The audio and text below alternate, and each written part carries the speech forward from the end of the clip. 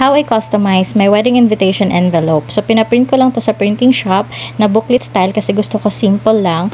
Ako lang yung nag-design tsaka yung kapatid ko kasi gusto namin kami yung gumawa. Pinaprint lang namin siya na may kasama na siyang envelope. Dahil mahilig ako mag-DIY at gusto ko may personal touch, sinulatan ko mismo yung likod ng envelope gamit yung white glitter pen.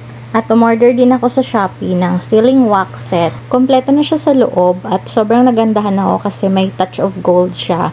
So, 3 kulay yung wax, may bronze, may silver, tsaka gold. Syempre, gold yung pinili ko kasi yun yung motif namin, red and gold. Ito yung candle niya, sobrang cute. At ito naman yung, I'm not sure sa pangalan niya, melting spoon. Basta dyan tutunawin yung wax. Ito naman yung kanyang sealing stamp na may design na siya na flower. Yan yung napili kong design. So, itatry ko na siya. Ito na yung envelope. Tsaka may nabili pala akong dried flowers. Sa SM ko lang siya nabili, worth 20 pesos. Pwede na siya kasi konti lang naman ang kailangan. Dito lang sa harapan ilalagay. After ko maayos yung bulaklak, ay sinindihan ko na yung kandila at kinuha ko na rin yung wax na tutunawin ko. Mga ilang minutes manghihintayin basta matunaw na yung wax. Meron namang mga sealing wax set na may kasama na siyang stand para hindi ka mangawit sa paghawak. Kasi mga ilang minuto rin talaga siya bago matunaw.